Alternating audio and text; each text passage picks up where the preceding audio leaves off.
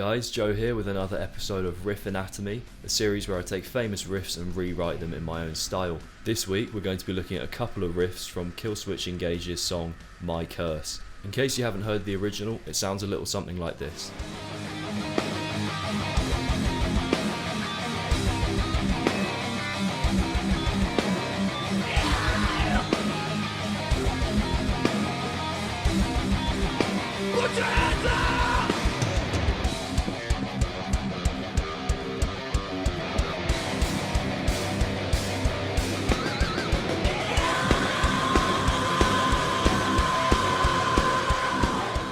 As usual, if you have any suggestions for what you want me to do next week, drop a comment below or send me a message and I'll see about doing it in next week's video. Right, so it's 8 minutes past 3, I'm going to begin. So the first thing to note is this first riff has some massive chords in it, and I really want to try and make my own versions of those chords. What's great about them is you can hear this sort of melody moving through them, and that's sort of embellished by the arpeggios that are played over the top of the riff. So I think the first place to start is to find the chords and then put the arpeggios on top.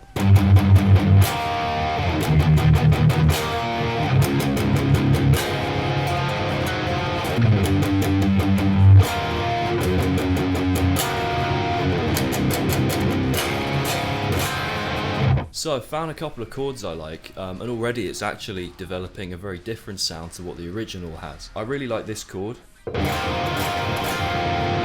It's very harmonically rich and there's a lot of detail in there, but then I've almost stolen an element from the second riff in that I'm kind of doing this chromatic movement to this next chord. So that's quite an interesting movement already, and I'm going to have to change the rhythm because I can't just do the... because it's a little too close to the original. But I like these two chords. I feel like it needs to resolve somewhat at the end because in this riff they have these initial big open chords, but then they end it on a power chord. And I think there's something to be said for that kind of reducing the complexity at the end, so you really feel like you've hit home as the riff cycles round again.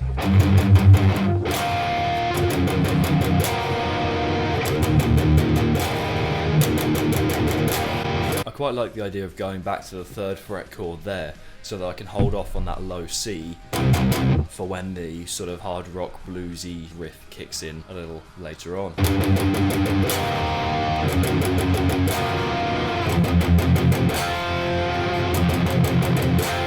I could maybe do a chromatic movement, that'd be quite interesting.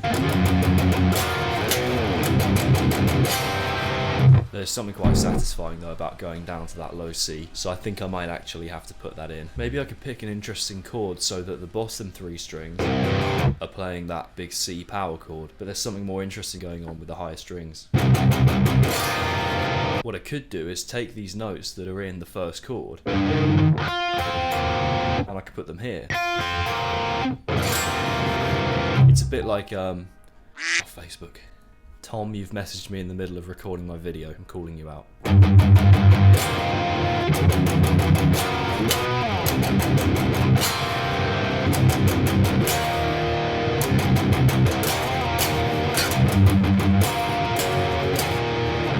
I quite like moving up to the 3rd fret, so chugging on that bottom C string and then moving to that 3rd fret power chord there.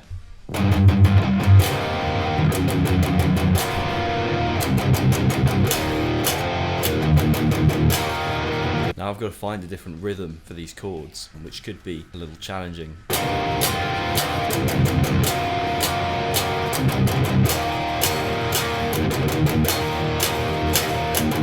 I might start with the big open chord and then put the sort of chug pattern in afterwards. So the smart thing to do here, and the simple thing, would be to just take the upper notes of each chord and arpeggiate them in a similar way to the original. I think I'm going to try and pick some different notes and get some more interesting harmony going on.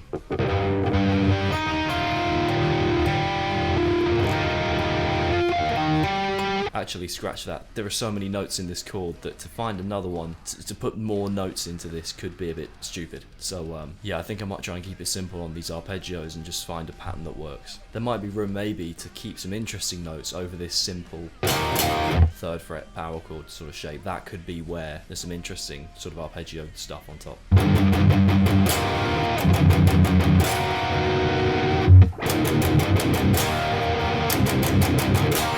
I've changed this chord slightly. I found a nicer variation. It's almost a weird blend, yeah, between these, because it's got this that semitone movement. It's almost like a weird blend between the riff and the chord progression.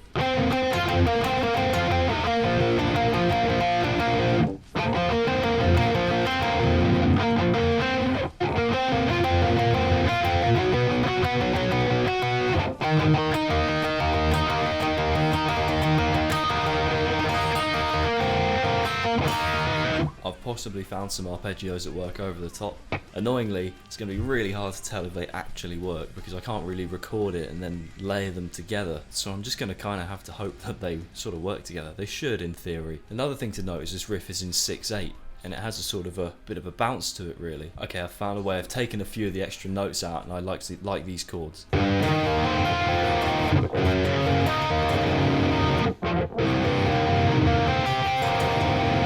So here are the chords kind of clean. There's some interesting melody going on in the sort of higher notes when you look at these.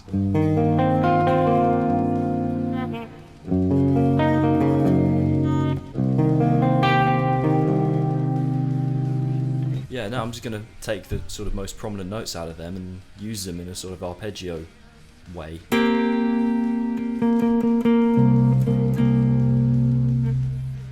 I quite like having this note appear in every arpeggio. Now I've just got to come up with a pattern. I've still got a little while. I managed to kind of get this together in 25 minutes, so once I've got a pattern, call that half an hour.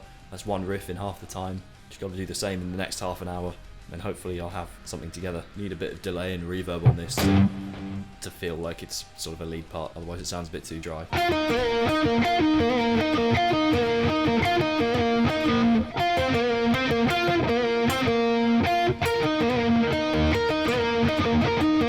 I might go for this quite major, uplifting feeling part to contrast with the rocky riff that I'm supposedly about to write. Yeah, I'm gonna have to make sure these arpeggios work. They might need some tweaking just when I actually put them with the riff, but I think I've got the idea on the whole anyway.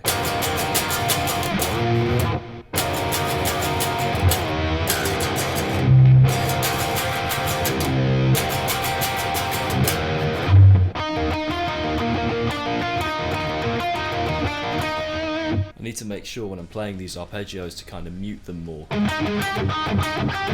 Just one quick change, instead of playing this arpeggio at the end, I'm going to go to this. It's just like the next movement up in the order of 7th chord inversion. Seeing as the main riff is going to have this, I didn't want to just arpeggiate that, I wanted to move up slightly to sort of get a wider spread between the lead and the rhythm guitars.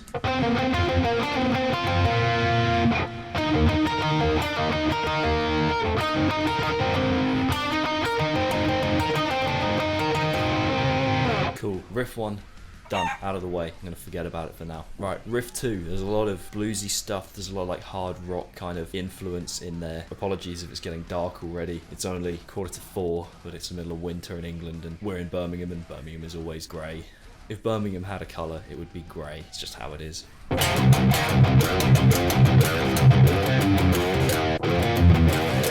Got to get a nasty pinch harmonic in there.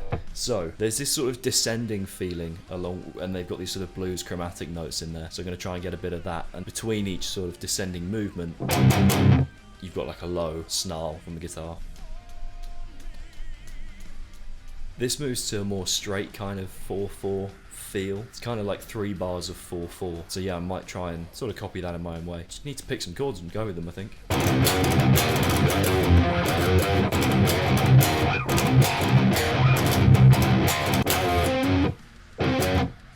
I'm going to use some open harmonics here, I just think they sound cool. This riff seems to stay on kind of the lower strings, and I'm tempted to move higher up for a little section, or I could just keep it low on that 5th fret. I kind of want to repeat this first pattern. That's quite cool. I kind of want to do that with a little bit in between, like a sort of dime bag, like 5 Minutes Alone style bluesy line, and then sort of play it again but in a lower position on the neck.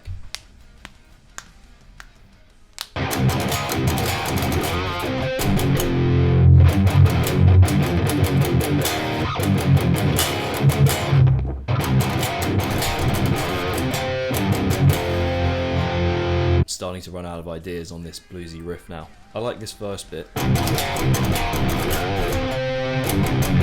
I don't know where to go from there.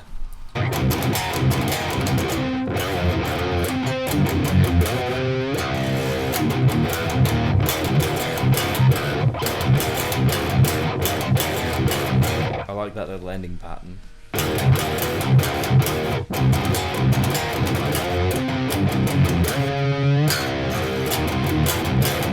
That could be cool, although I've just already forgotten how I did that. Yeah, I'm quite liking the sound of this. I might have to kind of, again, watch this back, put it together, because to remember all of the different bits that I've done in an hour is incredibly difficult. But yeah, I think I can just about do that.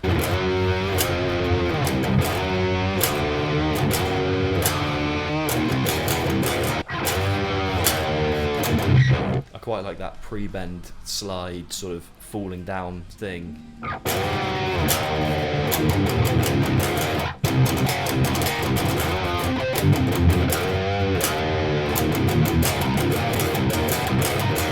There's an adequate amount of punch in this riff, I think. I just don't know if it quite fits right. I'm going to keep playing with it. I might go for this sort of minor dyad inversion here. A bit more bluesy. I quite like that little turnaround. I'm going to keep that.